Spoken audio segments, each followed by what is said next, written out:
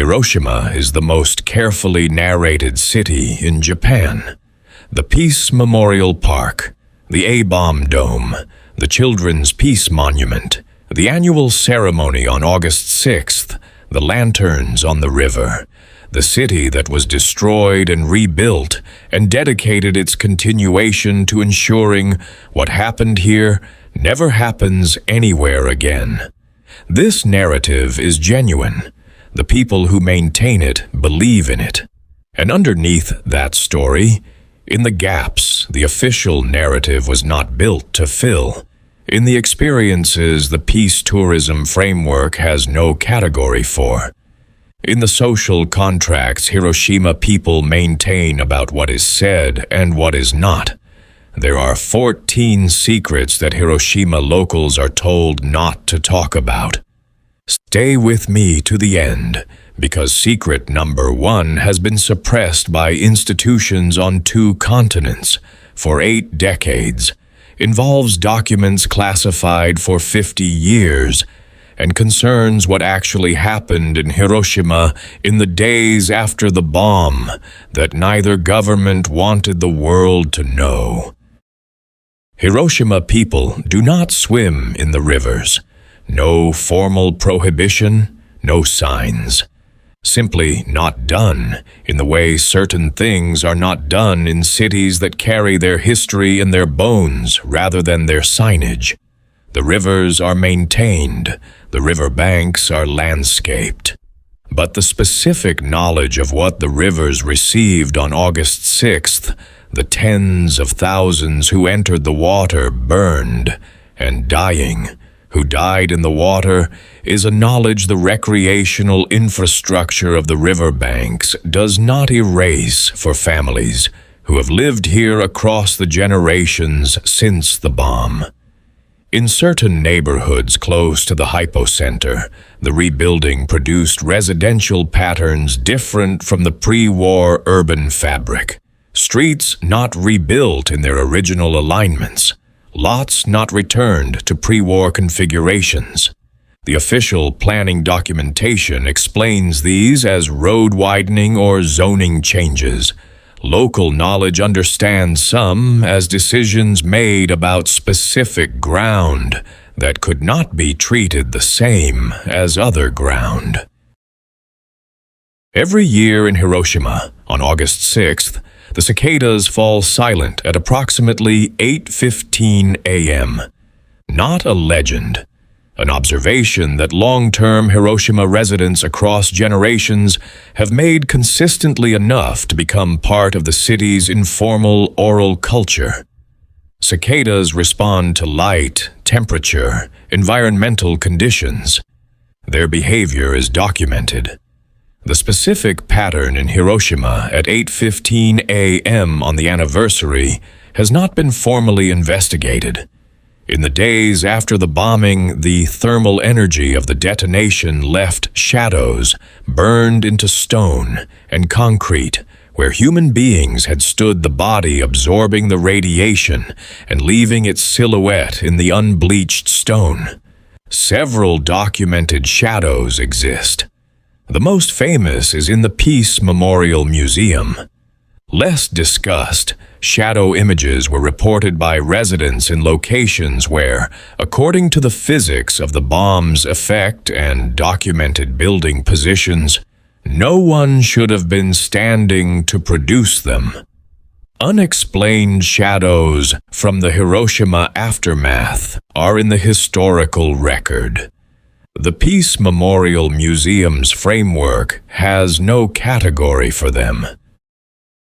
In the years immediately following the bombing, Hiroshima developed an informal medical economy that the city's official post-war history does not discuss. The keloid scars the thermal radiation produced on survivors raised scar tissue that marked Hibakusha as atomic bomb survivors. In ways that were visible and stigmatizing, became the subject of both medical research interest and social management. Access to treatment for keloid reduction and the willingness of certain medical institutions to provide it created informal economic arrangements that hibakusha. Experienced researchers have documented, but that Hiroshima's official historical narrative has not incorporated, the specific social dynamics of the keloid economy and the ways in which the visibility of atomic bomb injury interacted with the social stigmatization of hibakusha produced arrangements that survivors were understandably reluctant to discuss publicly. The silence surrounding these arrangements is maintained not by external pressure, but by the specific dignity concerns of the survivors themselves. In the weeks after the bombing, as American occupation forces established control over Japan's information environment, the occupation administration implemented comprehensive censorship of reporting on the medical effects of radiation exposure from Hiroshima and Nagasaki. Japanese doctors, journalists, and researchers who attempted to document and publish findings about radiation sickness, the patterns of delayed death that distinguish the atomic bomb's effects from conventional explosives were prevented from publishing by occupation censorship that explicitly prohibited information deemed inimical to occupation interests. The specific information Japanese medical professionals observed in Hiroshima's hospitals in August, September, and October 1945, and were ordered not to publish, survived in private notes, unpublished research, institutional memory. It was eventually published after censorship was lifted. But the gap between what the Hiroshima doctors knew in the weeks after the bombing and what they were permitted to say created a silence. The city carried for years, maintained not by Japan, but by the occupation managing the information environment within which the world would understand what the bomb had done.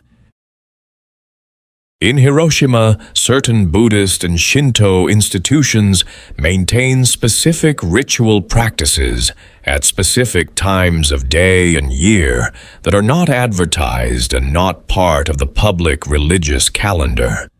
These practices are directed at the management of what the traditions maintaining them understand to be an extraordinary concentration of onryo, the angry or unsatisfied spirits of people who died sudden, violent, or unprepared deaths. The concept of onryo in Japanese tradition is not decorative. It is a specific category of spiritual entity whose relationship to the living world requires active ritual management. The scale of sudden violent death in Hiroshima on August 6, 1945, the abruptness, the scale, the absence of preparation, the specific conditions created what the religious traditions managing them understand as a concentration of onryo, without parallel in the modern history of any Japanese city.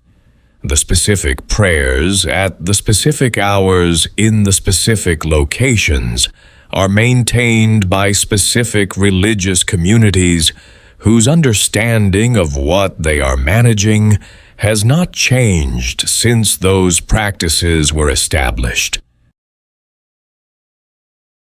In areas of Hiroshima closest to the hypocenter, botanical researchers documenting plant growth in the decades following the bombing found patterns that differed from comparable sites in ways that standard variables, soil composition, water access, light exposure did not fully account for.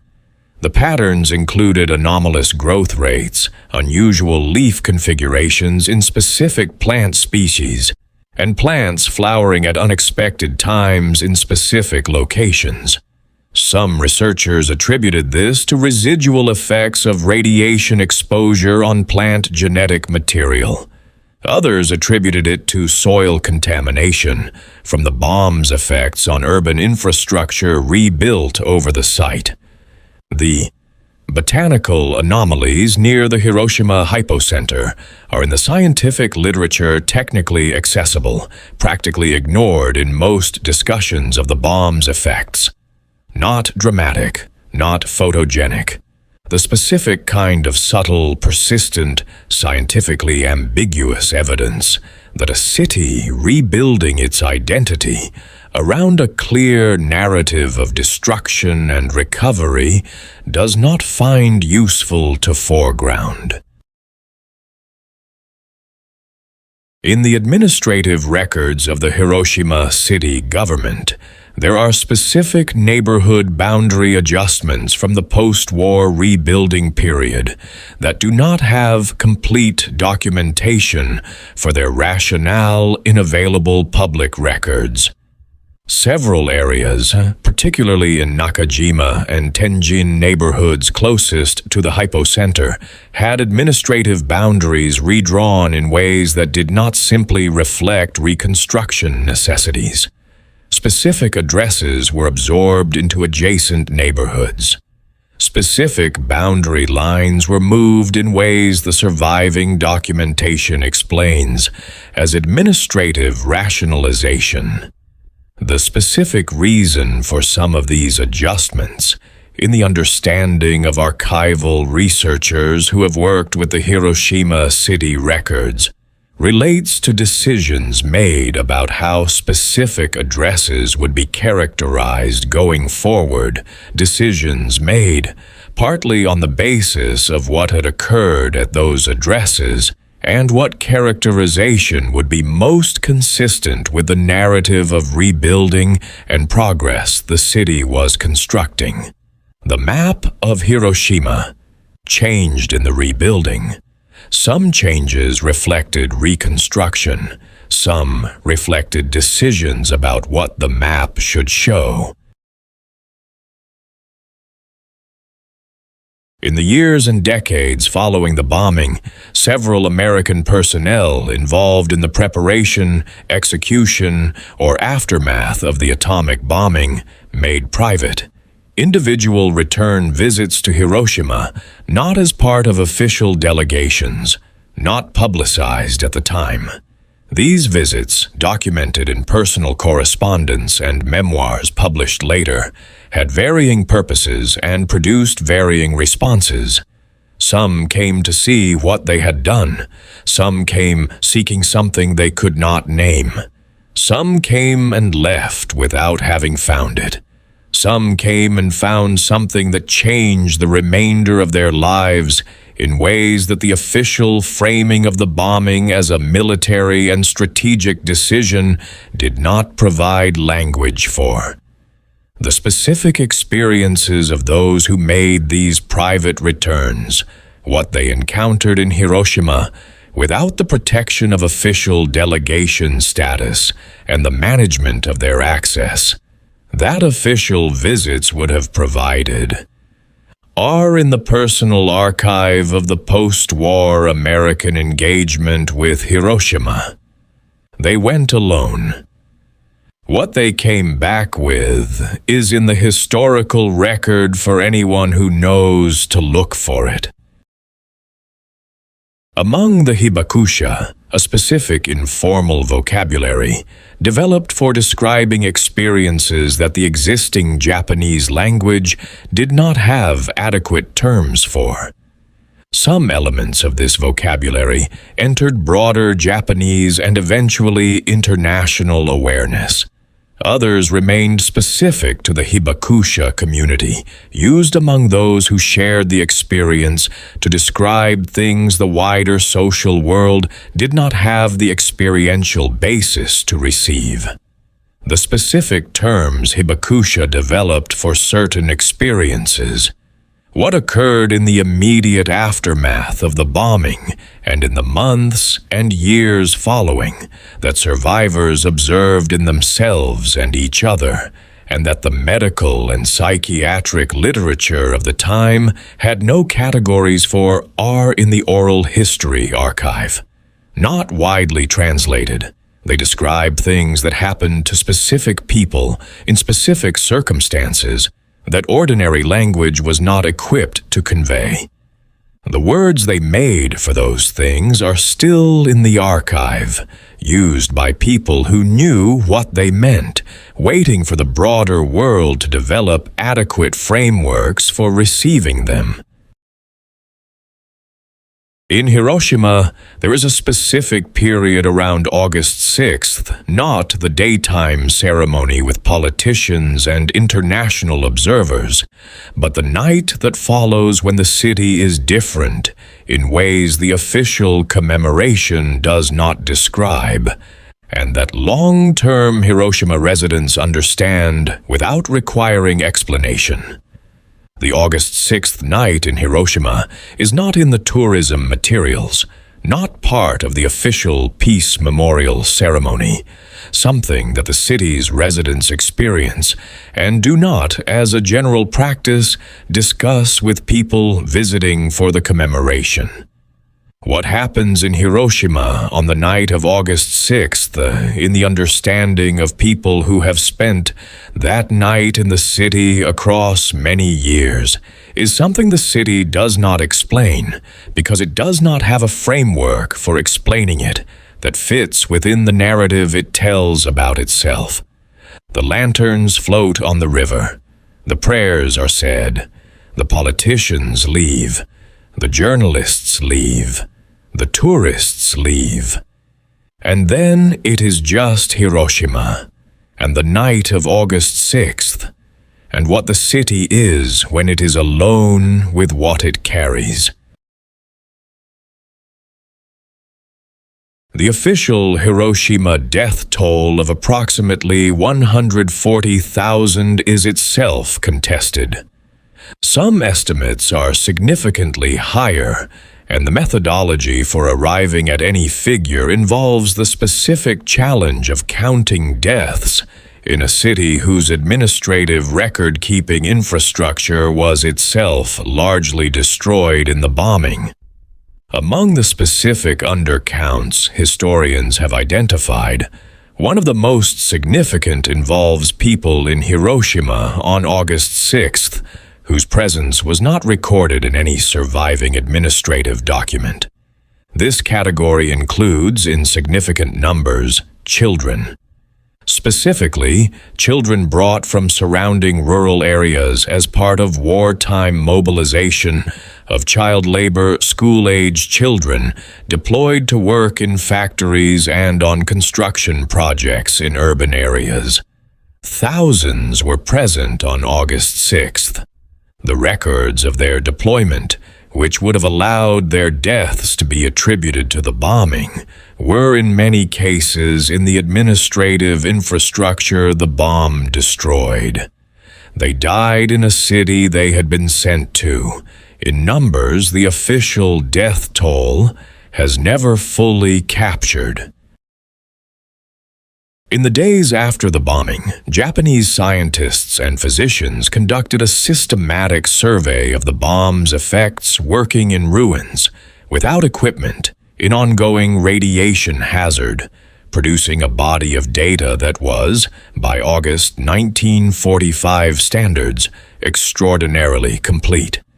This data was obtained by American occupation forces. Under the information management imposed, it was transferred to American military and scientific custody, becoming part of the Atomic Bomb Casualty Commission's research program. The specific findings, the nature and extent of radiation sickness, the scale of delayed deaths, the specific physiological mechanisms through which the bomb killed people who had survived the initial blast were classified by the American government. The classification was not simply about protecting nuclear weapons design information. It was about protecting specific information about the bomb's medical effects from public dissemination that might influence international opinion about the use of atomic weapons. The Hibakusha, who were the subjects of the ABCC research, became aware, gradually, that the American scientists studying them had information about what had happened to their bodies that was not being shared with them or their doctors. The report was declassified in the 1990s. The information was managed for 50 years.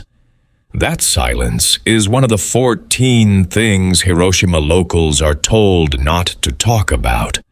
Not because talking is prohibited, but because the people who know it have learned, over 80 years, that the world is not always ready for what Hiroshima actually knows.